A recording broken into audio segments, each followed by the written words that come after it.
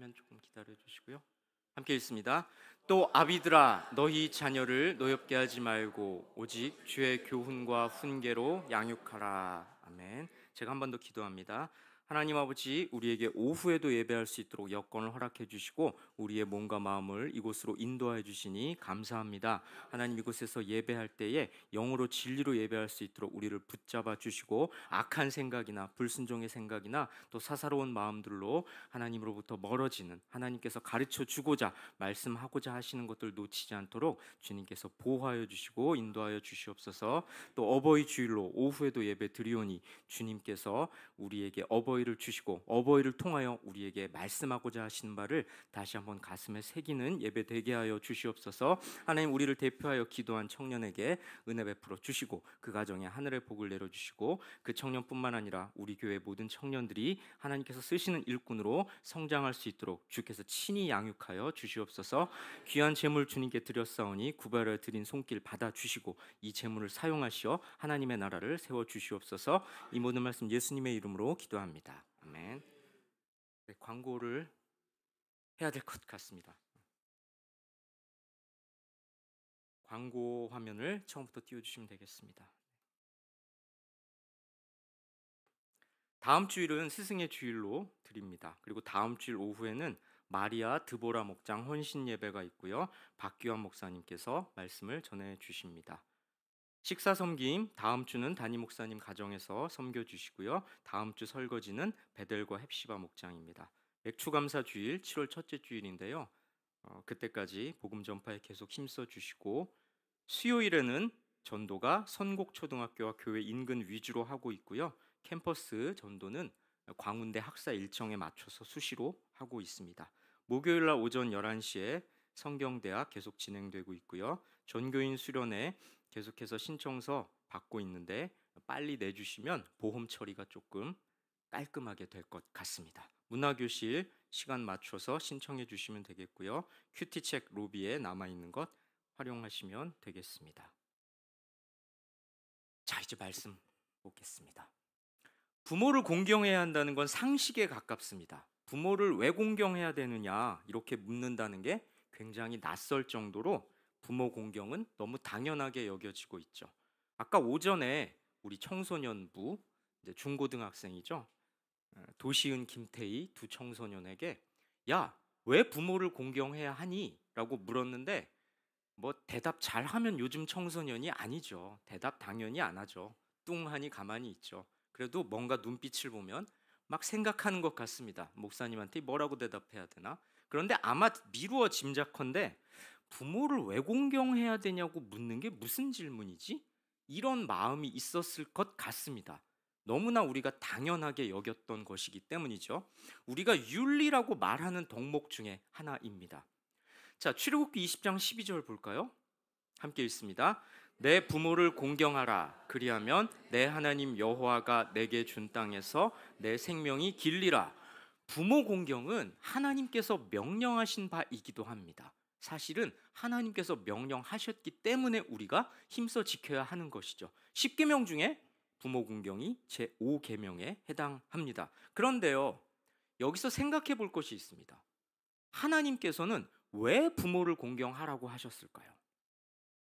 자, 이 질문의 의미는 이겁니다. 하나님께서 하나님 당신을 경외하고 당신께 순종하라고 하시는 건 이해가 되는데 왜 부모까지 공경하라고 명령하셨냐는 겁니다. 당신만 섬기면 되지. 그렇지 않습니까? 도대체 왜요? 자, 부모를 공경하라는 하나님의 명령 안에는 숨은 뜻이 담겨 있습니다. 부모 공경을 통해서 하나님을 공경하게 하시려는 거죠. 무슨 말이냐고요? 하나님은 영이시기 때문에 우리 눈에 보이지 않습니다. 그러니 우리 인간은 자꾸만 하나님을 잊어버리기 쉽죠. 하나님이 안 계신 것처럼 생각하고 행동하기 십상이라는 겁니다. 그래서 하나님께서는 하나님을 자꾸만 잊어버리는 우리 인간들을 배려하셔서 부모라는 존재를 주심으로써 부모를 통해 하나님 아버지를 늘 인식하기를 원하신 겁니다. 무슨 말이냐고요? 하나님 아버지께서는 하나님의 자녀인 우리들이 하나님 마음을 알기를 원하십니다. 그래서 너희도 한번 부모 입장이 돼봐라. 너희도 자녀가 있으면 내 심정을 알 거다.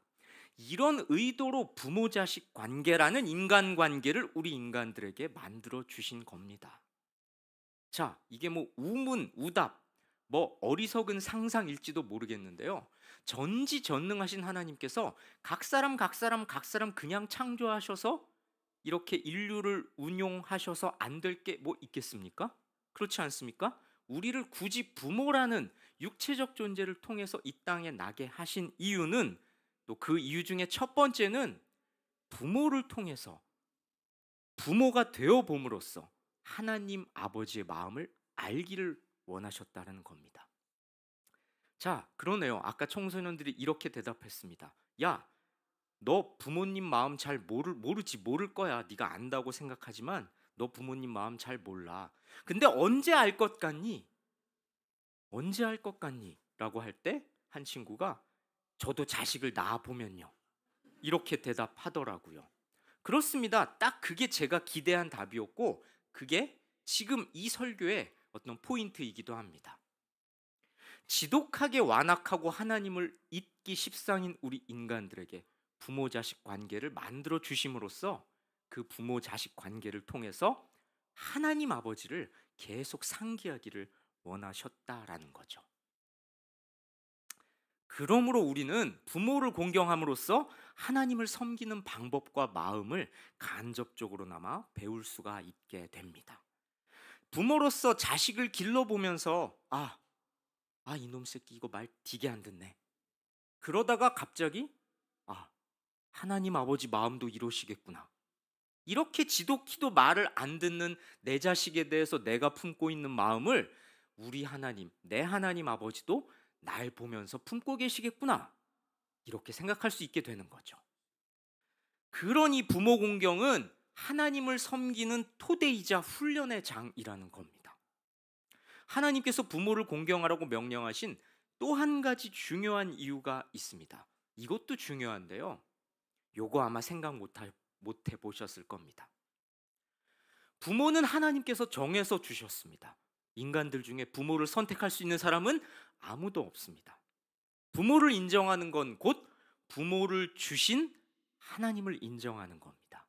하나님께서는 우리 인간들이 부모를 인정하게 하심으로써 하나님의 존재와 권위를 인정하게끔 하셨죠. 신약에서도 같은 명령이 이어집니다. 에베소서와 골로새서 말씀인데요, 하나씩 함께 읽습니다.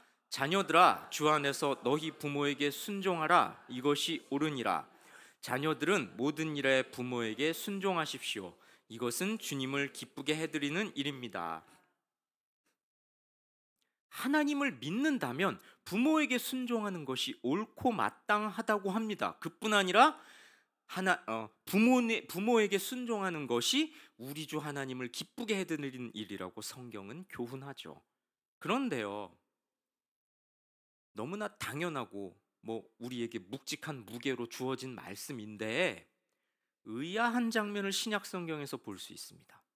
예수님께서 어머니를 대하는 장면이 석연치 않습니다. 자, 볼까요? 마태복음 말씀입니다. 함께 읽습니다.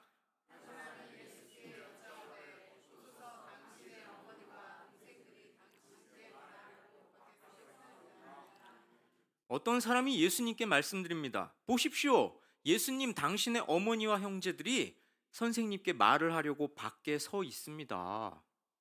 아마도 이때 예수님은 수많은 무리들한테 둘러싸여 있던 것 같습니다. 병자를 치유해 주시고 각종 이적을 베푸셨으니 추종자들이 예수님을 막 이렇게 뭉게뭉게 따랐던 거죠. 시끌시끌했을 겁니다. 시장통 같았겠죠. 그 와중에 어머니와 동생들이 찾아온 건데요, 아무리 예수님이 인기 스타더라도 가족이 찾아왔으면 환대하는 게 당연지사 아니겠습니까? 가르침을 잠시 멈추더라도 부모님이 오셨네요, 잠깐만요 이러고 모실 수도 있는 거고, 아니면 저희 부모님도 저의 말씀을 들으러 오셨네요, 가운데로 좀 모시겠습니다, 이럴 수도 있는 거고, 진행의 묘를 살려서. 그런데 예수님의 반응이 이상합니다. 어땠을까요? 이어지는 말씀 봅니다. 함께 읽습니다. 말하던 사람에게 대답하여 이르시되 누가 내 어머니이며 내 동생들이냐 하시고 손을 내밀어 제자들을 가리켜 이르시되 나의 어머니와 나의 동생들을 보라. 누구든지 하늘에 계신 내 아버지의 뜻대로 하는 자가 내 형제요 자매요 어머니이니라 하시더라. 가족들이 찾아왔다는 말을 전한 이에게 예수님께서 이렇게 대답하십니다. 누가 나의 어머니고 누가 나의 형제들이냐? 황당하죠? 그리고 나서 제자들을 가리키면서 말씀하시죠. 봐라, 내 어머니와 내 형제들이다. 누구든지 하나님의 뜻을 행하는 사람이 내 형제요 자매요 어머니다. 어떻습니까? 어머니를 대하는 예수님의 태도가 썩 공손하지 않죠? 이거 우리가 미루어 짐작해서 알고 있던 예수님의 모습이 아니네요. 여러분 생각을 해보세요. 성도님들 자제분이 유명 인사가 됐어. 그래서 부모로서 걱정이 돼서 찾아갔어. 이 녀석이 밥은 잘 먹나? 예? 인기는 많은데 그러다 보면 이 사람 저 사람 다 챙겨야 되고 하니까 피곤할 텐데 내가 부모로서 가봐야지. 이렇게 찾아갔는데 잘 맞이해야 도리 아니겠습니까? 그런데 잘 맞이하기는커녕 마치 핀잔을 주는 것처럼 말한단 말입니다. 이 사람들이 내 가족이 아니라 누구든지 하나님의 뜻을 행하는 사람이 내 가족이다. 이렇게 말이죠. 대체 예수님은 왜 이렇게 삐딱하게 말씀하신 걸까요? 예수님이 그날 기분이 안 좋으셨을까요? 부모를 공경하라는 하나님의 말씀을 예수님이 모르셨을까요? 누가 봐도 이건 자식이 부모를 대하는 올바른 모습 같지는 않은데 말입니다. 그럼에도 예수님이 이렇게 말씀하신 건 이유가 있지 않겠습니까? 예수님께서는 가르침을 주려고 하신 겁니다. 부모를 섬기는 것보다 하나님을 섬기는 것, 하나님의 뜻을 행하는 것, 하나님의 뜻대로 행하는 것, 하나님의 말씀대로 순종하는 것, 그것이 부모 공경보다 더 중요하다. 이걸 가르치시려고 일부러 위약스러운 언행을 하신 거죠. 그렇습니다. 부모 공경은 중요합니다. 하지만요, 부모를 공경하라는 하나님의 말씀이 하나님을 섬기는 것보다 우선순위에 있는 건 아닙니다. 이 점을 명심하시기 바랍니다. 왜 부모님들 아멘 안 하십니까? 억울하십니까? 그러고 보면 구약시대 하나님께서 왜 부모를 공경하라고 하셨는지 그 이유를 알 수 있을 것 같습니다. 이것도 생각해 보세요. 자, 다시 한번 출애굽기 20장 12절 함께 읽어봅니다. 내 부모를 공경하라. 그리하면 내 하나님 여호와가 내게 준 땅에서 내 생명이 길리라. 여러분, 이 말씀이 성경 어디에 있는 구절입니까? 출애굽기에 있죠. 출애굽기는 누구한테 하신 말씀입니까? 그렇죠. 애굽을 빠져나온 이스라엘 백성들한테 하나님께서 하신 말씀이죠. 그러면 그때 이스라엘 백성들한테 학교가 있었습니까? 교회가 있었습니까? 목사가 있었나요? 없었죠. 그럼 신앙교육은 누구의 몫이었을까요? 부모의 몫이었죠. 여호와 신앙을 배울 수 있는 대상은 부모였습니다. 그러니 부모를 공경해야죠. 저 때 여호와 신앙을 계승받고 전수받을 수 있는 유일한 통로는 부모였다는 겁니다. 자, 괜찮습니다. 어디까지 했죠?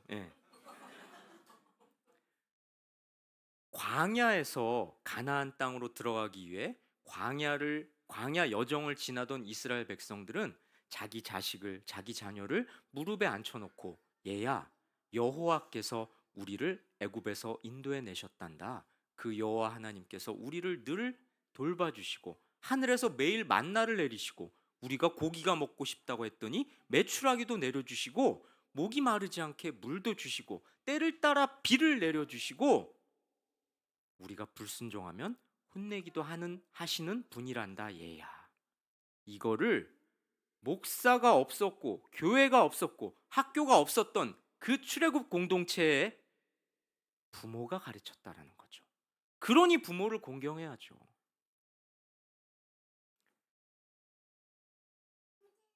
부모를 공경하라는 명령의 밑바탕에는 하나님을 공경하라는 의미가 담겨 있었던 겁니다. 결국 부모 공경은 그 자체가 목적이 아니라 하나님을 공경하게 하기 위한 것이었죠. 이건 지금도 마찬가지입니다. 부모 공경이 궁극적으로 지향하는 바는 바로 하나님 공경, 다시 말해 하나님 말씀에 순종하고 하나님 섬기는 것임을 우리는 분명히 알아야 합니다. 자, 그런데요, 하나님께서 부모를 공경하라고 명령하신 그 밑바탕에는 신앙교육이 담겨 있다는 점에 우리는 주목할 필요가 있습니다. 부모란 자식에게 신앙을 교육하라고 하나님께서 주신 특별한 관계라는 점을 우리가 무겁게 인식해야 한다는 거죠. 이 점이 오늘 설교의 핵심이기도 합니다. 뭐라고요? 부모란 자식에게 신앙 전수하라고 하나님께서 주신 존재라는 겁니다. 부모 자식 관계는 그 목적을 위해 맺어진 관계라는 것이죠. 여러분, 교회의 주일학교 목사가 최선을 다해 아이들을 가르치고 교육을 해야지요. 하겠습니다. 그런데 가정에서 안 하면 단연코 소용이 없습니다. 수련회 때마다 저 같은 목사님들이 친구 목사님들과 궁리를 합니다. 야, 니네 교회는 요번에 뭐 하냐? 무슨 프로그램 하냐? 너넨 설교 뭐 어떻게 하냐? 서로 벤치마킹 한다 그러죠. 야, 아이디어 좀 있으면 줘봐. 나는 우리 애들 말도 잘 안 듣고 나는 힘들어. 니네 교회는 부흥한다며. 아이디어 좀 줘봐. 이렇게 좀 베껴 먹기도 하고, 이번 수련회 가서 내가 우리 애들을 한번 뜨겁게 불받게 하리라 해야죠. 그런데요, 댁에서 안 가르치시면 죄송합니다만 저는 그게 별로 소용 없을 것 같다고 생각하는 목사입니다. 자식에게 신앙을 제대로 가르치지 않으면 이런 일이 벌어집니다. 자, 사무엘상 2장 볼까요? 함께 읽습니다. 엘리의 아들들은 행실이 나빠 여호와를 알지 못하더라. 제사장 엘리에게는 두 아들이 있었습니다. 제사장의 아들이니까 이 두 아들도 마찬가지로 제사장이었겠죠. 이들은 제사장답게 하나님 앞에서 성결한 삶을 살아야 했습니다. 하지만 오히려 제사 제도를 문란하게 했습니다. 행실이 나빠 여호와를 알지 못했다고 하네요. 여기서 여호와를 알지 못했다는 건 여호와를 두려워하지 않았다는 겁니다. 하나님을 두려워하지 않았기 때문에 제사 제도도 우습게 여겼던 거죠. 자, 무슨 짓을 했는지 이어서 볼까요? 그 다음 말씀 함께 읽습니다. 잠깐만요. 하나 넘어갔네요. 13절. 함께 읽습니다.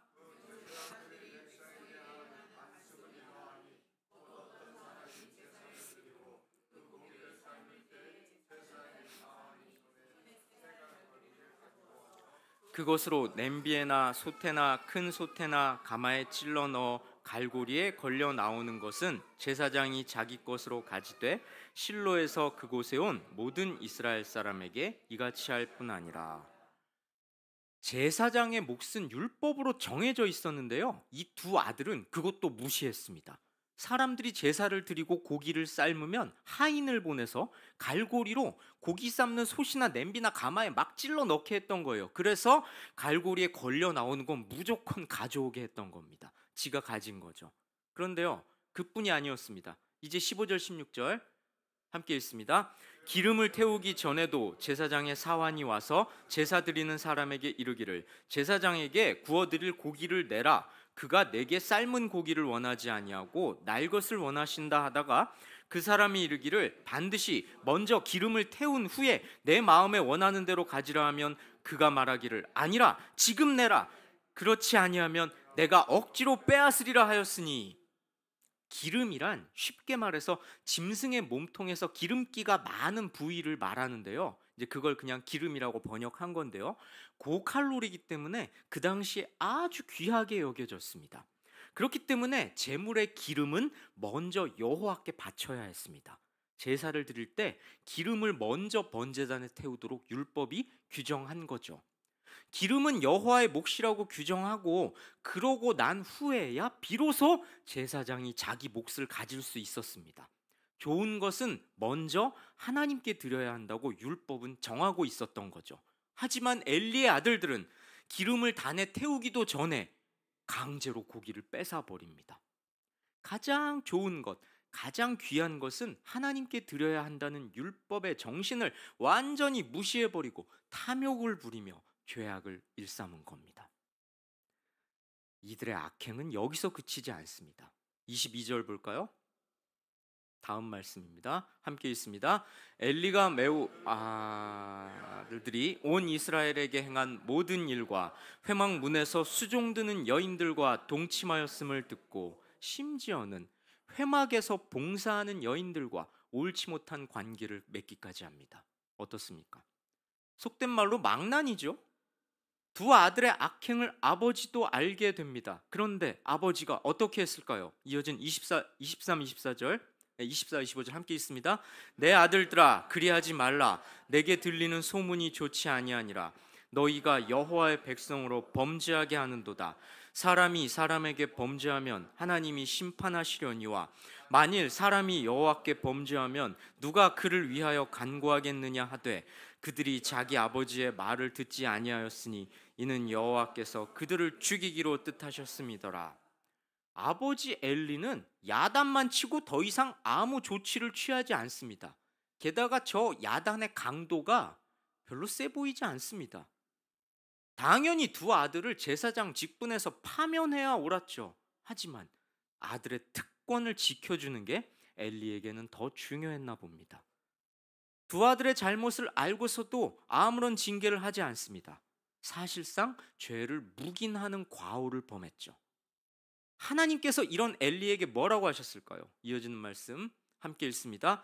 너희는 어찌하여 내가 내 처소에서 명령한 내 재물과 예물을 밟으며 내 아들들을 나보다 더 중히 여겨 내 백성 이스라엘이 드리는 가장 좋은 곳으로 너희들을 살지게 하느냐. 하나님께서는 엘리에게 분명히 말씀하십니다. 어찌하여 네 아들들을 나보다 더 소중하게 여기느냐. 성도 여러분, 두 아들의 방종과 타락 뒤에는 아버지의 무관심과 무책임 그리고 빗나간 사랑이 있었습니다. 잠언은 우리에게 이렇게 훈계합니다. 잠언 말씀 세 가지인데요. 함께 읽습니다. 매를 아끼는 자는 그의 자식을 미워함이라. 자식을 사랑하는 자는 근실이 징계하느니라. 채찍과 꾸지람이 지혜를 주거늘 임의로 행하게 버려둔 자식은 어미를 욕되게 하느니라. 내 자식을 징계하라. 그리하면 그가 너를 평안하게 하겠고 또 내 마음에 기쁨을 주리라. 별로 크게 안 읽으시네요. 성도 여러분, 자녀를 사랑한다면 꾸지람을 아끼지 말아야 합니다. 적절한 채찍과 꾸지람으로 자란 자식은 부모에게 기쁨과 평강이 될 겁니다. 하나님께도 기쁨이 되겠죠. 그렇지 않은 자녀는 부모의 근심과 수치이자 하나님의 노여움을 사게 될 겁니다. 감정적인 사랑만 앞세워서 자녀를 제대로 훈계하지 않으면 자녀는 물론 부모도 고통받게 된다고 성경은 분명히 말합니다. 자식을 징계하며 가르치는 건 부모의 당연한 도리이자 책임이죠. 엘리의 두 아들은 하나님을 두려워하지 않았다고 성경은 진술합니다. 성도 여러분, 자녀가 하나님을 두려워하는 사람으로 자라도록 얼마나 관심을 갖고 책망하며 훈계하고 계십니까? 많은 유산을 남기는 것, 평안한 환경을 마련해 주는 것, 사교육을 부족함 없이 받게 하는 것, 그것보다 중요한 건 자녀들이 하나님과 바른 관계를 맺도록 돕는 것, 자녀의 신앙을 최우선순위로 삼는 것입니다. 그것이 자녀를 나에게 맡기신 하나님 뜻에 순종하는 겁니다. 여러분, 그러면 하나님께서 나에게 맡겨주신 자녀를 어떻게 양육해야 할까요? 에베소서 6장 4절 말씀 함께 읽습니다. 또 아비들아 너희 자녀를 노엽게 하지 말고 오직 주의 교훈과 훈계로 양육하라. 바울 사도는 분명하게 말합니다. 주의 교훈과 훈계가 담긴 말씀으로 양육하라. 성도 여러분, 자녀들 양육이 막막할 때 다른 방법 찾지 않고 말씀으로 돌아가시기 바랍니다. 노엽게 하지 말라는 건 무슨 뜻일까요? 혼내지 말라는 뜻은 아닐 텐데요. 오늘날 많은 부모들이 자녀를 노엽게 합니다. 무슨 말이냐고요? 자녀를 도구로 삼는다는 겁니다. 자신들의 욕망을 대리 충족시켜줄 도구로 삼는다는 거죠. 출세길, 성공의 길로 가라고 자녀의 등을 떠밉니다. 그러면서 이렇게 생각하죠. 지금 철없을 때야 부모가 원망스럽겠지만 나중 돼봐라. 이 부모한테 고마워할 거다. 그렇습니까? 자녀는 아끼면서 하나님 아버지는 서운케 해도 된다는 겁니까? 내가 등떠미로 보낸 길, 아니 등은 떠밀지 않았을지 몰라도 좋은 길이라고 안내했던 길이 하나님이 원하시지 않는 길이면 어쩔 겁니까? 하나님이 맡기신 자녀를 이렇게 가르치라고 구약은 구체적으로 명령합니다. 신명기 6장 6절 7절 함께 읽습니다. 오늘 내가 내게 명하는 이 말씀을 너는 마음에 새기고 내 자녀에게 부지런히 가르치며 집에 앉았을 때에든지 길을 갈 때에든지 누워 있을 때에든지 일어날 때에든지 이 말씀을 강론할 것이며. 자녀에게 부지런히 가르치라고 합니다. 집에 앉았을 때나 길을 갈 때든지 누워 있을 때든지 일어날 때든지 늘 언제나 말씀을 가르치라는 뜻이죠. 이어지는 8절 볼까요? 함께 있습니다. 너는 또 그것을 내 손목에 메어 기호를 삼으며 내 미간에 붙여 표를 삼고. 손목은 행동과 연결됩니다. 손목에 매라는 건 말씀이 행동의 기준이 되게 하라는 겁니다. 미간은 생각과 연결됩니다. 미간이 여기죠. 미간에 붙이라는 건 말씀이 사고방식의 기준이 되게 하라는 겁니다. 9절 함께 읽습니다. 내 집 문설주와 바깥문에 기록하라는 건 눈에 잘 띄는 곳에 기록하라. 다시 말해 말씀을 늘 볼 수 있게 하라는 겁니다. 성도 여러분, 이 명령은 오늘날 우리에게도 마찬가지로 적용됩니다. 우리는 우리 자녀들에게 하나님 말씀을 제대로 가르쳐야 합니다. 자녀를 그렇게 양육하라고 하나님께서 명령하셨습니다. 성도 여러분, 부모 역할을 다하기란 참으로 어렵습니다. 부모는 부족한 존재입니다. 그래서 부모에게도 늘 부모가 필요합니다. 우리에게는 온전하고 완전한 도움이신 하나님 아버지가 꼭 필요합니다. 그러므로 부모는 자녀를 양육할 때 성경에서 원리를 찾고 따르며 적용해야 합니다. 비록 생업이 바쁘고 해야 할 일들이 너무도 많지만 우리의 자녀들을 말씀으로 양육하는 일을 게을리해서는 안 된다고 성경은 교훈하고 있습니다. 여러분, 요즘 청년들의 가장 큰 문제가 뭔지 아십니까? 자꾸만 냉소적이 돼간다는 겁니다. 옛날하고 다르게 인터넷이 가능하니까 옛날에는 어른이 돼야 알 수 있었던 걸 요즘에는 손가락 끝으로 몇 번만 누르면 알 수 있습니다. 간혹 아이들이 어른들보다 더 빠르고 더 정확한 정보를 얻기도 합니다. 그러다 보니까 애들도 마치 세상을 다 아는 것처럼 굽니다. 인터넷을 통해 세상의 악한 면만 봅니다. 어른들의 말을 귀담아 듣지 않고 은근히 삐딱하게 굽니다. 세상을 향해서 쉽게 냉소를 보냅니다. 젊은이들은 취업이 어렵다 보니까 세상을 비관적인 눈으로 봅니다. 기성세대들을 조롱합니다. 교회의 가르침을 캐캐 묵은 잔소리로 여깁니다. 그런데 문제는 이런 태도가 하나님에 대한 적대적인 모습으로 이어진다는 겁니다. 이 문제를 해결하는 열쇠가 무엇일까요? 바로 하나님의 말씀입니다. 자녀를 양육하는 가장 유익한 방법은 하나님의 말씀임을 믿으시기 바랍니다. 하나님께서 맡겨주신 자녀를 말씀으로 길러내는 건 영적인 부모이신 하나님을 공경하는 일입니다. 내 자녀가 내 것이 아니라 주님께서 나에게 맡기신 주님의 것이므로 우리는 정성을 다해 말씀으로 양육해야 합니다. 하나님 아버지께서는 부모된 자들, 부모된 우리들에게 그렇게 지금도 말씀하고 계십니다. 이 말씀을 가슴에 새기시고 우리의 자녀를 하나님의 도구로 길러내는 신앙의 부모님들 되시길 주님의 이름으로 축복합니다. 기도하겠습니다. 하나님 아버지, 어리석고 완악한 인간들에게 부모와 자식이라는 관계를 주시고 부모를 섬김으로 하나님을 섬기는 방법을 배우게 하셨사오니 하나님께서 정해주신 부모를 공경함으로 하나님을 인정하고 하나님께서 맡겨주신 자녀를 하나님의 말씀으로 양육함으로 영적인 부모이신 하나님 아버지를 흡족하게 해드리는 믿음의 사람들이 되어 하여 주시옵소서.